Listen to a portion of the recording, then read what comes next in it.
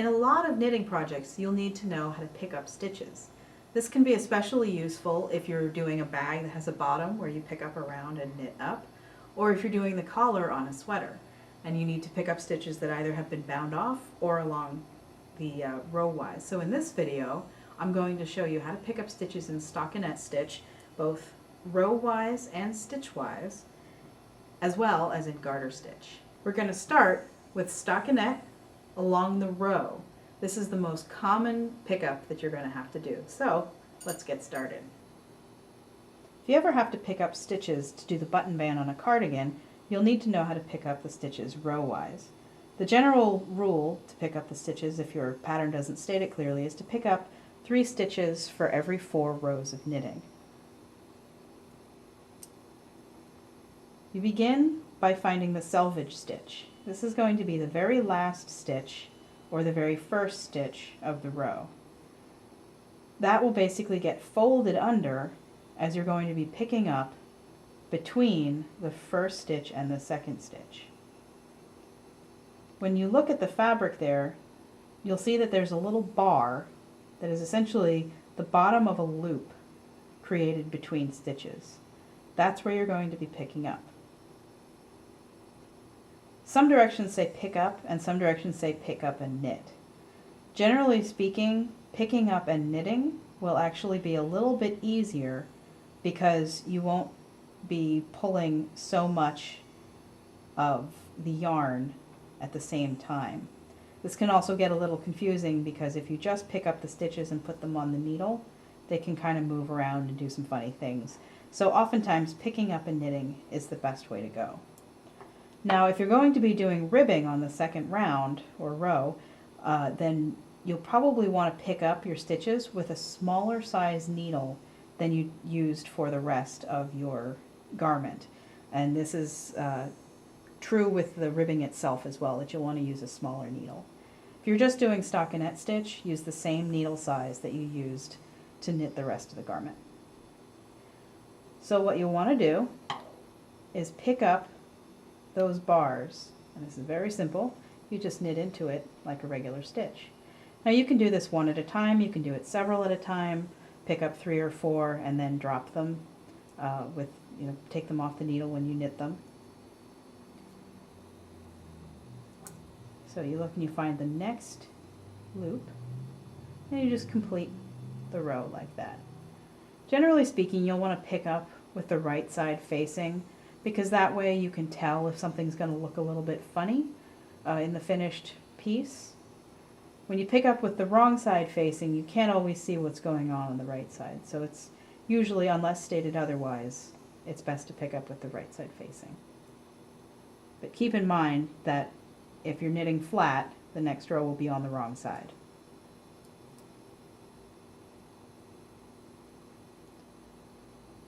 And that's really all there is to it. You do have to pay pretty close attention to how many stitches you're picking up versus how many rows there are knit. In some cases you might want to do more stitches, especially if you're going to be putting a ruffle on the edge of something. Or again, as the pattern states, it may say to pick up a stitch in every row, and you may need to pick up more than that. Sometimes the second row after pickup will have you increasing. So it's good just to know exactly what the pattern is asking you to do, and if it doesn't state otherwise, your default will be to pick up 3 stitches for every 4 rows. Now obviously I'm using a contrasting color here, but in most cases you'll probably be using the same color as the body, so it'll look even cleaner than this. And what you get is a perfectly clean row of knitting that just runs right up the side of a piece of stockinette. Now the back just basically looks like a little seam. Now the great part about picking up like this is if you can do it between those 2 stitches, you can do it between any 2 stitches. So you can very easily pick up a row of stitches running down the center of a piece of knitting, knit sideways, and put a pocket on something. And here's how it looks after a few rows. Now that you know how to pick up row-wise, I'll show you how to pick up bound-off stitches stitch-wise. Let's get started. Sometimes in a pattern, you'll bind off stitches only to have to pick them back up again. While this might sound a little bit strange, the reason for that is actually to create stability, especially when you're talking the back of a neck or a sleeve. So unlike a provisional cast-on, where you would have live stitches to pick up and knit, in this case, you've got a bind-off row. And it's a little bit strange, but you can pick up stitches in such a way, stitch-wise, that you can't tell that there was ever bound-off stitches there. It looks seamless. Now the way to do this, you can either do it with your knitting needles or you can use a crochet hook. Essentially, you'll be taking the yarn from behind the work and pulling it through the stitch, basically making it look like this top bound-off row isn't even there. So to do this, you do one stitch at a time. You take your yarn. Now I generally tend to do this with only one needle. You can also use a crochet hook if that makes you more comfortable. You'd insert the needle into the stitch, the first stitch of the row, below the bound off stitches. So in this case it's this row right here. And you actually just pull the yarn through. Now you can kind of tell that that's creating a new stitch. And you just keep going across the row like that, making sure that you stay in the proper row. Now, if you wanted to beforehand, you could do something like put a lifeline in or put stitch markers through some of the stitches to make sure you stay on the proper row. That's especially helpful if you're using a darker color and it can be a little bit harder to determine where your rows are. So you just work like that across the row, going behind the work, knitting as you normally would, pulling the yarn through that stitch.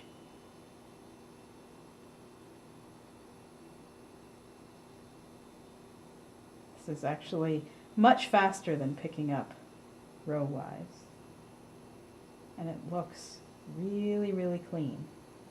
Now, just the same as with picking up row-wise, if you're going to be ribbing, if this is a collar or something like that, you're actually still going to want to pick up just in stockinette stitch on your first row and then switch to ribbing on the next row, and that'll make it a lot cleaner.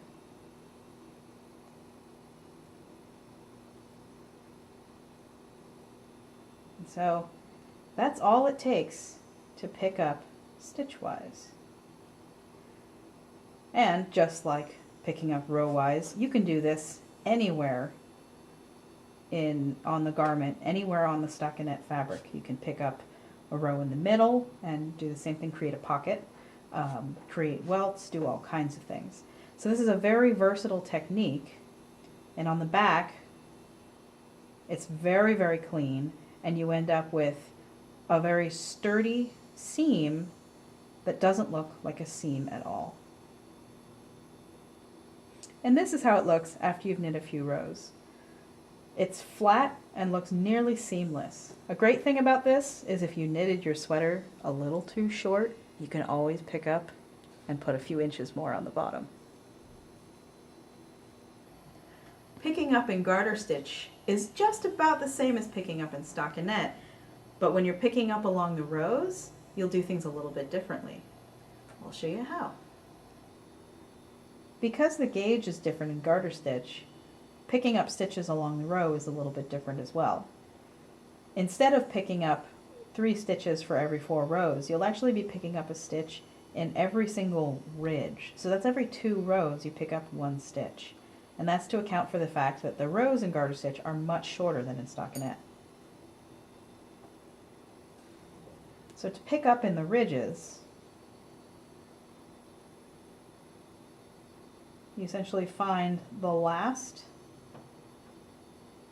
loop of each ridge, which would be one of the 2 rows, and just simply pick up and knit into it.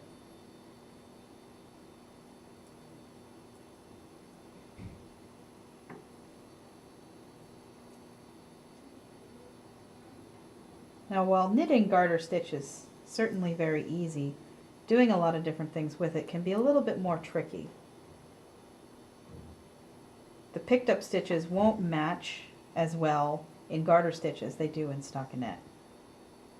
Other than that, it's essentially the exact same technique, just with a different gauge in mind.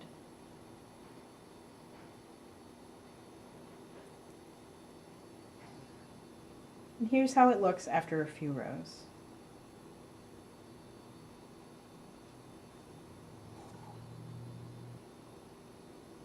When picking up stitch-wise in garter stitch, unlike in stockinette stitch, you actually want to pick up into the cast-on or bind-off row. The reason for that is because the fabric is a lot thicker and kind of goes back and forth a little bit, it'll keep it from turning in a strange way. So if you actually went down a row, or a ridge in this case, and pick up stitches, your knitting would stand at a 90-degree angle from the rest of the fabric, which can create some very cool boxes and other shapes and things like that if you were looking to do some dimensional knitting. But just for the purposes of picking up stitches, you'll want to stick to the very edge,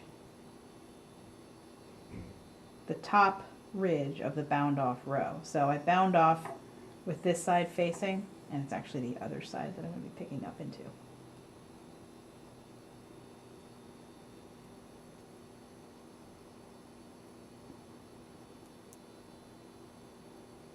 Now, as with anything garter stitch related, if you're picking up, as I am, with a different color, you're going to get the little bumps of that color on the other side. So this is definitely very wrong side, right side oriented. If you know that you're going to be picking up in the future on a garment, and you're going to be changing colors after that pickup, be sure you bind off with the wrong side facing. That way you'll be picking up on the right side and you won't get those little bumps.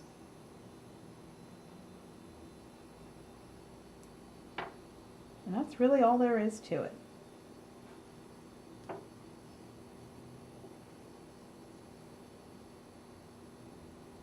And this is how it looks after a couple of rows.